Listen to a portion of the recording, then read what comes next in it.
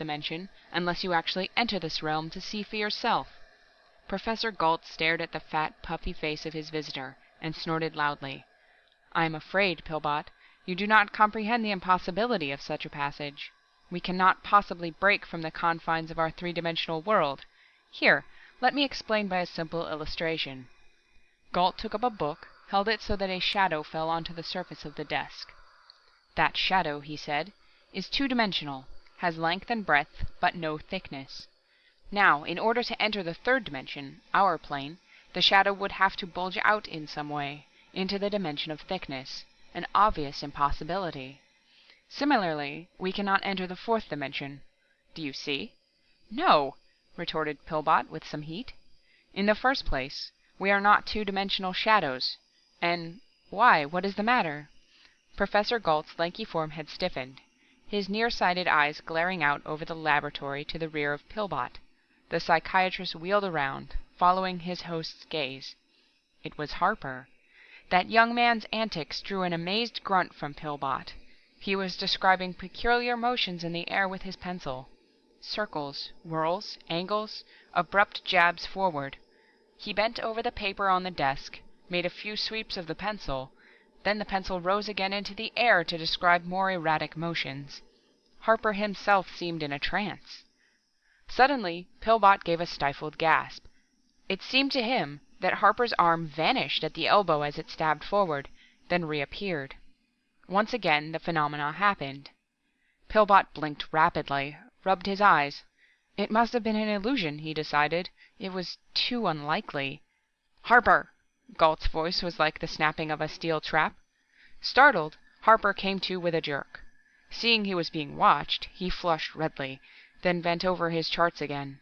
An apologetic murmur floated from his desk. "What was he doing?" Pillbot asked puzzledly. "Doodling." Gault spat out the word disgustedly. "Doodling?" echoed the psychiatrist. "Why, that is a slang term we use in psychiatry to describe the absent-minded scrawls and designs people make while their attention is elsewhere occupied. An overflow of the conscious mind, we call it. Many famous people are doodlers. Their doodles often are a sign of a special ability." "Exactly!" snapped Gault. "It shows a special ability to waste time. And Harper has become worse since I hired him to do some of my mathematical work. Some influence in this laboratory, I blush to confess, seems to bring it on. Four-dimensional doodling, we call it, because, as you saw, he doesn't confine it to the surface of the paper." Pillbot looked startled. "By Jove!" he cried. "I believe you've hit on something new to psychiatry. This young man may have some unknown faculty of mind, an instinctive perception of the fourth dimension. Just as some people have an unerring sense of direction, so perhaps Harper has a sense of a fourth direction, the fourth dimension. I should like to examine some of his doodles." Harper looked up in alarm as his crusty-tempered employer appeared, followed by the stout figure of Pillbot. He rose and stood aside unassumingly, as Pillbot bent over the scrawls on his charts, clucking interestedly. Harper flickered a worried gaze over to the corner. He hoped they wouldn't notice his stress-analyzing clay model standing there. It looked like a futurist nightmare, with angles, curves, and knobs stuck out at all angles. Professor Gault might not understand. For one of his retiring temperament, Harper was aiming high. There was a standing award of $50,000 for the lucky mathematician who would solve the mystery of the stress barrier encountered by skyscrapers as they were built up toward the 150-story mark. At this height, they encountered stress and strains which mathematical computations and engineering designs had been unable to solve. Harper believed the stress barrier was due to an undetected space bending close to the Earth's surface, a bending of space greater than ever provided for in the prediction of Einstein. And if he was right, he could win that award, and there might be wedding bells and a little bungalow with Judith. Harper's greatest fear was that he would do something to annoy Gault into firing him, thus depriving him of the privilege of using the mathematical charts and computing machines available in the laboratory. Right now, he hoped Gault wouldn't notice that statue in the corner. "What's that?" Harper's heart leaped. The professor was glaring at the statue, as though it were something the cat brought in. Pillbot looked up from examination of the doodles and followed Gault over to the futuristic statuary. As Gault made strangled noises, Pillbot stared interestedly. "Why, it's like some of the designs in his doodling!" he exclaimed. "And made with some of my best modeling clay for reproducing geometric solids," rasped Gault. He wheeled upon Harper. "Get that thing out of here! I won't stand for such rot in this laboratory. Throw it into the hall for the janitor." "Yes, sir," said Harper, gulping. He took hold of the statue, pulled at it. It won't budge!" he exclaimed amazedly. "Eh? Won't move? It's not heavy, is it?" demanded the professor. "No, about 30 pounds, but it won't move." Gault took hold of one of the angles of the thing, jerked at it savagely. He gave up, with an oath, returning to Harper's desk muttering. Harper suddenly noticed the top portion of the statue. It didn't seem to be all there. He was positive there had been another section on top, shooting off at an angle, representing a problem in tangential stress. What had happened to that top section? He would figure that out later, when the occasion was more propitious. Right now, he realized that only the presence of Dr. Pillbot prevented Gault from firing him. He cast an apprehensive glance toward his employer. With trepidation, he saw Gault reaching for something projecting from behind a bench. Gault pulled it out, held it dangling before him. A strangled exclamation of wrath came from him. His long nose pointed accusingly toward Harper, like a finger pointing to a criminal. "I was afraid of that," he grated. "Cutting paper dolls!" Gault was holding up a large paper cutout of a human figure, a long, rangy man. "This is the last straw," Gault went on, his voice rising. "I have stood enough." It wasn't me, sir," Harper cried quickly, with visions of his job and $50,000 vanishing. "It was your 10-year-old nephew, Rudolph.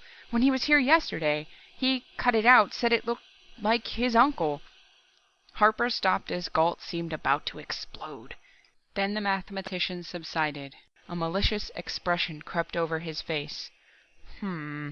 He said. "Might be just what I need to explain things to Dr. Pillbot." "I shall take this matter before the Psychiatric Society," Pillbot was saying excitedly. "Undoubtedly you have some strange faculty, an instinctive perception of four-dimensional laws. What was that, Professor?" "I said if you will step over to this desk, I will explain to you in elementary terms, very elementary and easy to understand, why you will never be able to study four-dimensional beings, if any exist." Gault's voice was tinged with sarcasm. Pillbot came over, followed by Harper, who was interested in any explanations about the fourth dimension, even elementary ones. Gault, with a glint in his eye, pressed the paper figure flatly on the surface of Harper's desk. "This paper man, we will say, represents a two-dimensional creature. We lay him flatly against the desk, which represents his world. Flatland, we mathematicians call it. Mr. Flatlander can't see into our world. He can only see along the flat plane of his own world. To see us, for instance, he would have to look up, which is the third dimension, a direction inconceivable to him. Now, Doctor, are you beginning to understand why we can never see four-dimensional beings?" Pillbot frowned thoughtfully, then looked up. "And what about the viewpoint of the four-dimensioners themselves?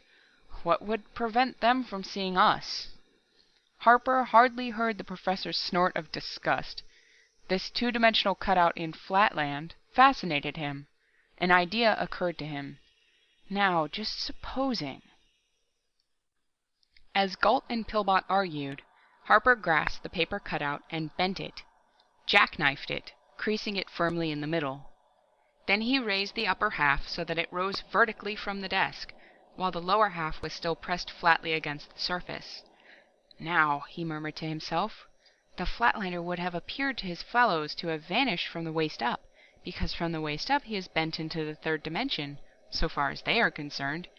Eee! At the wavering scream, Harper looked up quickly. Pillbot was staring frozenly in front of him, toward the floor. Harper followed his glance, and saw it. Professor Gault had vanished from the waist up.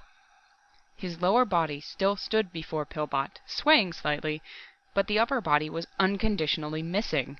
From the large feet planted solidly on the floor, long legs rose majestically, terminating in slim, angular hips, and from thence vanished abruptly into nothingness. It was as though the upper body had been sheared away, neatly and precisely at the waist. Pillbot stared from the visible portion of Gault to slack-jawed Harper and back again, sweat splashing from his puffy face. Why, really, my dear fellow," he quavered, addressing the half-figure, this is a bit rude of you, vanishing in the midst of my sentence. I trust you will, return at once." Then, as the full import of the phenomena penetrated to his understanding, his eyes became glazed, and he backed away. The portion of Professor Gault addressed failed to give any indication it had heard the remonstrance. Slowly, the legs began to feel their way, like a blind man, about the floor. Harper stared wildly, white showing around his pale blue irises. "No," he bleated. "The Professor didn't do it himself. I caused it to happen.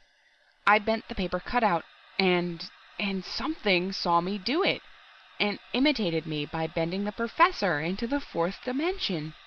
Harper moaned faintly, wringing his hands.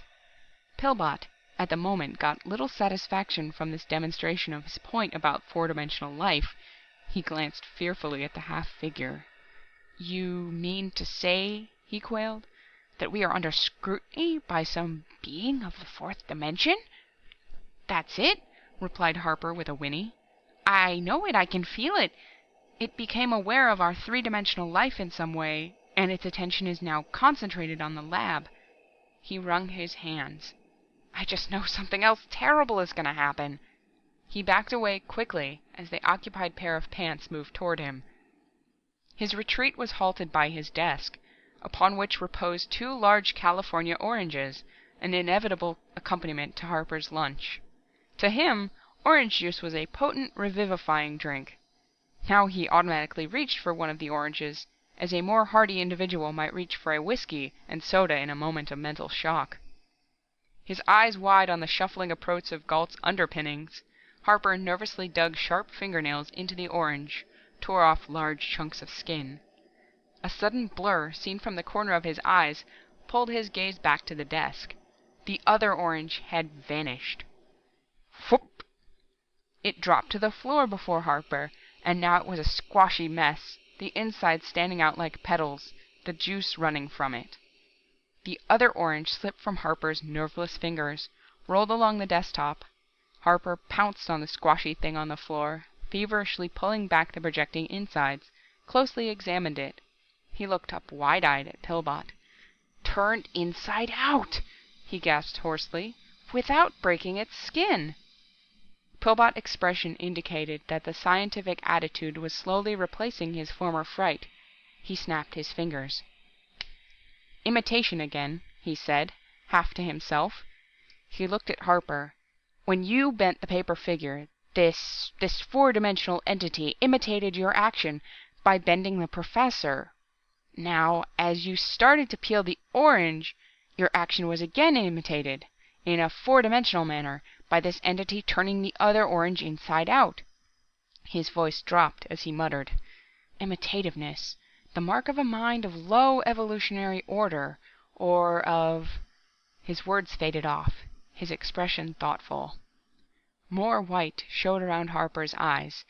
You mean I'm being specially watched by this being? That it imitates everything I do?" "That's it," clipped Pillbot. "Because you possess the strange perception of its realm, the being has been especially attracted to you, imitates whatever you do, but in a four-dimensional manner. A being of inexplicable powers and prerogatives, with weird power over matter, but with a mentality that is either very primitive or—" Harper leaped into the air with a yell as Professor Gault's abbreviated body sidled up to him from behind. As he leaped, the inside-out orange flew out of his grasp. "I just know," he quavered, "that Professor Gault wants me to do something, is probably barking orders at me from that other dimension. Oh dear, I've dropped the orange on the Professor's where his stomach should be." The squashy orange had landed on the area of Gault that was the line of demarcation between his visible and invisible portions.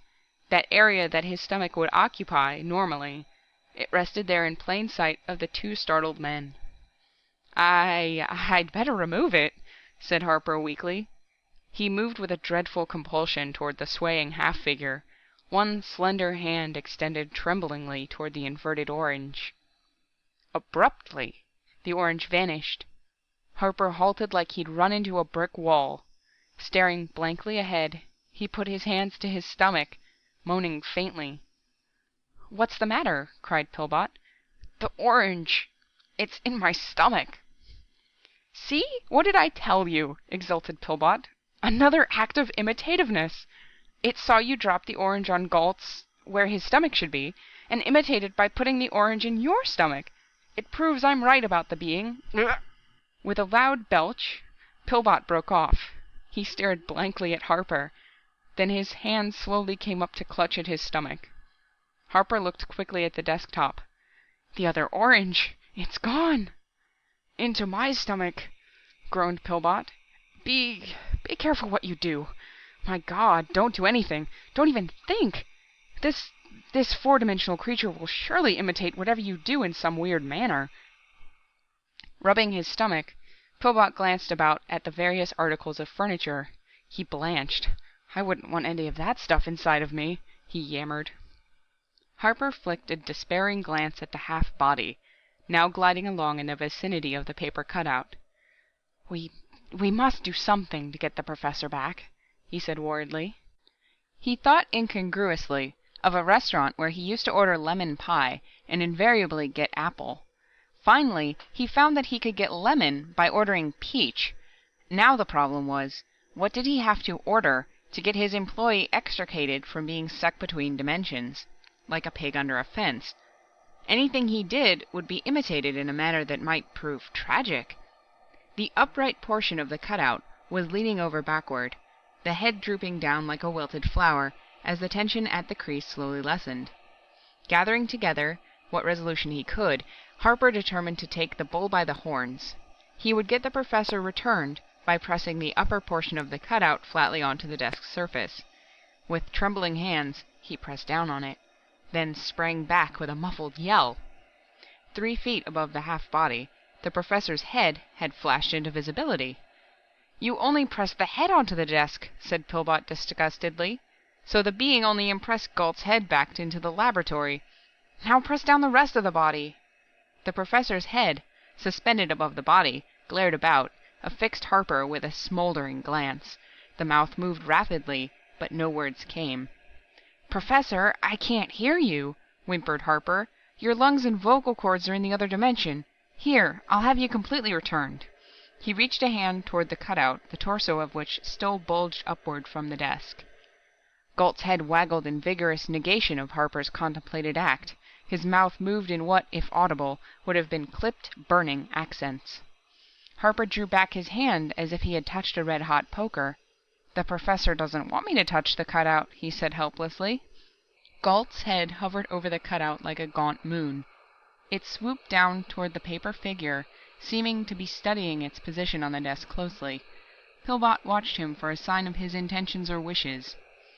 Harper wandered distractedly over toward the high wall bench. He had it!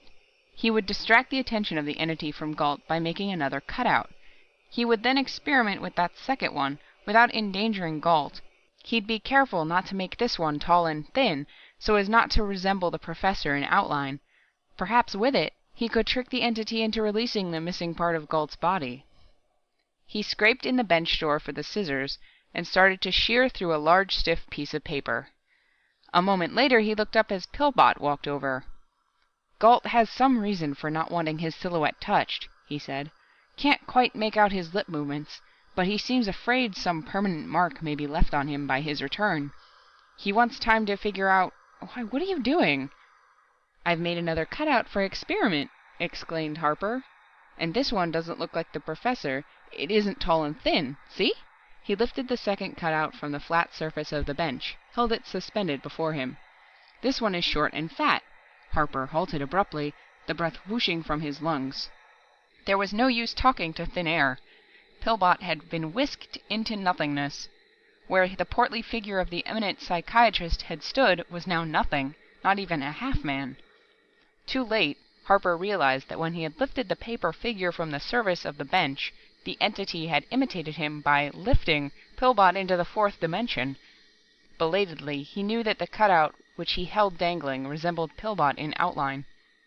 Harper dashed back and forth in little rushes, carrying the paper figure. He dared not put it down, for fear of seeing some segment of Pillbot flash back. He did not know what to do with it. Finally, he compromised by suspending it to a low-hanging chandelier, where it dangled swaying in the slight air currents. Gault was watching his assistant's antics with a bleak expression that changed to sardonic satisfaction as he realized Pillbot was in a predicament like his, only more so. Abruptly he frowned, staring ahead, and Harper guessed that Pillbot had located Gault's torso in the other realm, was nudging him to indicate the fact. Suddenly, Harper knew that he himself must enter this fourth-dimensional realm. That strange instinct told him the solution to everything was there, somewhat as a woman's intuition impels her to act in a certain way, without knowing why. How to get there? Another paper cutout? He glanced toward the professor, the occupied trousers and swimming above it the man's head. The head was watching him, the expression savage. No, there must be no more cutouts, Harper decided. While the four-dimensional entity distinguished between the outlines of a thin silhouette and a fat one, something in between, like Harper's form, would be testing it too far. He, Harper, would take the place of his own cutout. Gault's head reared up, glared fixedly at his assistant as the young man swung his legs onto the desk, then lay down flat. A moment he lay there, in flatland, then leaped to his feet. It was as though he had leaped into a different world. He was no longer in the laboratory. He wasn't on any floor at all, as far as he could make out. His feet rested on nothing, and yet there was some sort of tension under him, like the surface tension of water. He was, he suddenly knew it, standing on a segment of warped space. There was a spatial strain here that acted as a solid beneath him. Harper looked up, that is, overhead. There was nothing there but vast stretches of emptiness, at first. Then he saw that this emptiness was lined and laced with filmy striations, like cellophane. They bore a strange resemblance to his doodlings, as though that strange faculty of his enabled him to somehow perceive this place of the fourth dimension. And instinctively, Harper knew that these lacings were the boundaries of a vast enclosure, a four-dimensional enclosure, the walls of which consisted of joined and meshed space warps. Abruptly, he became aware of movement. He became aware of solidity there above him, and the solidity was in motion. Harper knew he was gazing upon a being of the fourth dimension, doubtless the entity that had caused the phenomena in the laboratory, which had snatched him into the fourth dimension, and even now observing him with its four-dimensional sight. There was a shape above him that strained his eyes, gave hint of form just beyond his comprehension. Harper hardly noticed that Pillbot was beside him, shaking him. He had suddenly grasped a fundamental law of spatial stresses, and he whipped out a pad and pencil, began scribbling down the mathematical formula of these laws. He began to see now why skyscrapers encountered the stress barrier at a certain height. He understood just as a person of innate musical ability, hearing music for the first time, would understand the laws of that music. "Look out! It's moving! Descending!" Pillbot was yelling in his ear. "It is about to act! Became active the moment you got here. How did you induce it to bring you here?" "Huh?" Harper looked up from his scribbling. "Oh." Harper explained quickly how he had induced the being to act on himself. "That's it!" cried Pillbot hoarsely. "You switched the pattern of imitation on it. Tricked it into bringing you here. That's what made it angry." "Angry?" Harper almost dropped his pad, clutched at Pillbot as there was a sudden upheaval of the invisible tension surface on which they stood. A violent shake sprawled them on the ground, and now Harper saw the torso of Gault a few feet away, apparently hovering above the surface. "Yes, angry!" Pillbot was pale. "As long as you merely gave it something to imitate, it was pacified, but now it recognizes opposition, an effort to outwit it due to your switching the pattern of imitation. Its condition is dangerous. It's bound to react violently. We have to get out of here. You must know some way." Harper again scribbled some figures on his pad. "As soon as I've worked out this formula." Pillbot shook him frantically. "Can't you understand? This creature is a mental patient of a violent type. We are in a fourth-dimensional insane asylum." Pillbot gazed upward fearfully at a descending mass. "The pattern of its action fits perfectly," he went on. "Some violent type of insanity, combined with delusions of grandeur. Any slightest opposition will cause a spasm of fury. It recognizes such opposition in the way you tricked it into bringing you here. At first I thought it was a primitive mentality, but now I know it is a highly evolved but insane creature. Thinks it's Napoleon. Wants to conquer the three-dimensional plane, which its attention has been attracted to in some way." Harper looked up in surprise. "Does it know about Napoleon?" "Of course not, you fool!" screamed Pillbot. "It has the Napoleonic complex, identifies itself with some great conqueror of its own realm, and now it's on the rampage. We have to get out of here." He clutched at Harper as another upheaval of the surface threw them down. Rising, Harper put away his pad. His calculations were complete. He could now show engineers how to build high buildings, taking advantage of space stress instead of trying to fight the stress. For the first time, the danger of their position seemed to penetrate to his consciousness. He looked about, and his eyes rested on a strange familiar projection rising from the invisible floor a few feet away. It was the section of his clay statue that had vanished. Vanished because its peculiar shape had somehow caused it to be warped into the fourth dimension. Why hadn't he been able to move it? Professor Gault moved around freely. He and Pillbot went over to it, tried to move it. A slight filmy webwork around the projection caught Harper's eye. Now he knew. The being had somehow affixed it to the spot as a landmark so it could locate the laboratory. It must have been this projection that had first attracted the being's attention to the three-dimensional world, since, ordinarily, it would never have noticed the presence of three-dimensional life any more than humans would notice the presence of two-dimensional life, if such existed. Harper looked up at a bleat from Pillbot. Above them was a sudden furious play of lights and shades. Vast masses seemed shifting in crazy juxtapositions, now descending rapidly toward them. "Quick!" Harper, now fully aroused, gasped to Pillbot. "Climb down this projection!" "Climb down it?" "Yes, there is a fluid condition of space where it penetrates between the two planes. By hugging its contours, you will emerge into the laboratory. I hope." Pillbot glanced overhead nervously, then experimentally slid a foot down the projection. The foot vanished. With a cry of relief, Pillbot lowered himself until only head and shoulders were visible. Then that too vanished. Harper looked up. Some monstrous suggestion of form was almost upon him. He grasped the projection, and just as his head sank out of sight, the form seemed to smash down on him. Pillbot helped Harper to his feet, from where he had sprawled at the base of the statue, on the laboratory floor. "Quick!" he gasped. "The creature will be infuriated now by our escape from its realm. A maniacal spasm is sure to follow. We must get Gault back in some way, then leave the laboratory." Even as they dashed over toward the abbreviated form of Gault, the laboratory shook. Invisible strains seemed to be bulging the walls inward. Harper rushed to the desk upon which still reposed the cutout, the section between neck and waist still arched off the surface. As Harper reached toward the cutout to press it flat, Gault's eyes widened, his mouth opened in a soundless shout of opposition. Harper hesitated. "Never mind him," yammered Pillbot. "Press the figure flat." Harper pressed it flat. For an instant, the laboratory stopped its ominous vibration. Then the figure of Gault flew through the air, came up against a wall, but it was his complete figure. "More signs of violence," cried Pillbot, "but that action won't appease it. We must get out of here." Even as he spoke, there was a thunderous crackling and roaring. Harper felt himself flying about, and for an instant of awful vertigo, he did not know up from down. Forces seemed to be tearing at him. He felt as though he were a piece of iron being attracted simultaneously in several directions by powerful electromagnets. There was a flare of colored lights, a deafening detonation, and he felt himself knocked breathless against a wall. He picked himself up, looked around. On one side of him was the familiar south wall of the laboratory. To the north, east, and west was open air. He was standing on a section of laboratory flooring that jutted out over empty space from the wall. His desk was a few feet away, right at the edge of the jutting floor. Gault and Pillbot were picking themselves up to one side of the desk. The pair looked over the edge of the floor, then recoiled, frenziedly hugging the flooring under them. Harper crawled over, looking over the edge, quickly backed away. Several hundred feet below, the traffic of the city roared.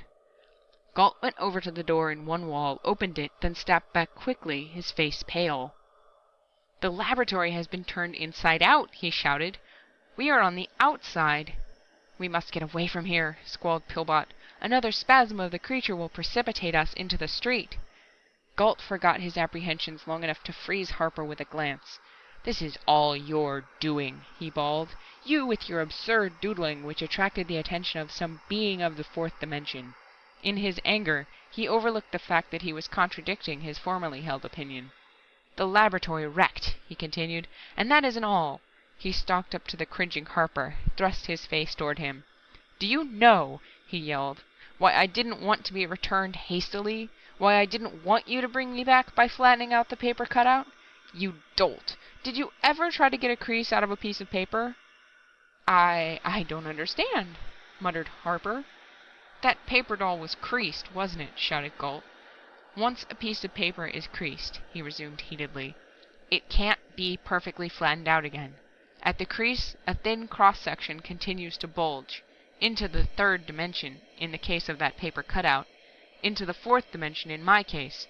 I'm creased, too, at the line where I was bent into the fourth dimension. Surely you aren't blind?" Harper staggered back as he saw it. A thin, horizontal line of light shining through Galt's body, across his waistline, through clothes and all. "I shall have to go through life this way," Galt snarled, "due to your imbecilic doodling, and your meddling with what you don't understand. Go about constantly with a slit of daylight showing through me. You're fired!" "Gentlemen," cried Pillbot, "the entity! We must get away! Another spasm will surely follow!" Harper didn't think so. A few feet away he noticed something. His statue lying on its side. It was all there, including the portion that had been in the fourth dimension. The entity's landmark was gone. Harper didn't believe it would locate this particular area of the third dimension again. The scream of a fire siren rose up to them. As a ladder scraped over the projecting floor, Harper fondly felt the pad in his pocket with the formula on it. He wasn't worried now about having been fired. He was seeing visions of a small cottage with Judith. Of course, he would have to be careful in the future with his doodling. He could not again risk attracting the attention of some four-dimensional being, not with Judith to think about. End of The 4D Doodler by Graf Waldayer. Recording by Eleanor Matheson in the city of Orlando.